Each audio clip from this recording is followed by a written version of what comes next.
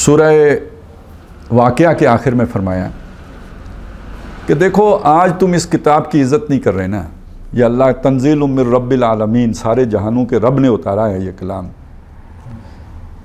وَأَنْتُمْ بِهَذَا الْحَدِيثِ مُدْهِنُونَ، اور تم اس حدیث سے سستی کر رہے ہو، توجہ نہیں کر رہے، اس کی طرف راغب نہیں ہو رہے، اس کی طرف بڑھ نہیں رہے ہو، کوئی نہیں۔ فَلَوْلَا إِذَا بَلَغَتِ الْحُلْقُومَ، تو جب وہ جان آ کے یہاں پہ اٹکے گی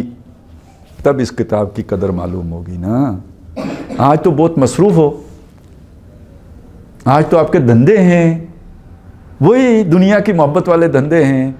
اور ان میں پڑھ کے تم کتاب کو اہمیت نہیں دے رہے ہو، تو جب جان آ کے یہاں پہ اٹکے گی فَلَوْلَا إِذَا بَلَغَتِ الْحُلْقُومَ وَأَنْتُمْ حِينَئِذٍ تَنْظُرُونَ، اب وہ منظر نظر آ رہا ہوگا سارا، وہ فرشتے بھی نظر آ رہے ہوں گے، اگلا منظر بھی نظر آنے لگ جائے گا۔ وَنَحْنُ أَقْرَبُ إِلَيْهِ مِنْكُمْ وَلَٰكِن لَا تُبْصِرُونَ، وہ جو رشتہ دار پاس کھڑے ہیں ان کو سنا رہے ہیں، وہ جو مرنے والا ہے ہم اس کے تم سے زیادہ قریب ہوتے ہیں لیکن تمہیں نظر نہیں آ رہے ہوتے، وہ دیکھ رہا ہے، اب اس کی آنکھیں اب کھل گئی ہیں۔ اس گھٹن کے ماحول میں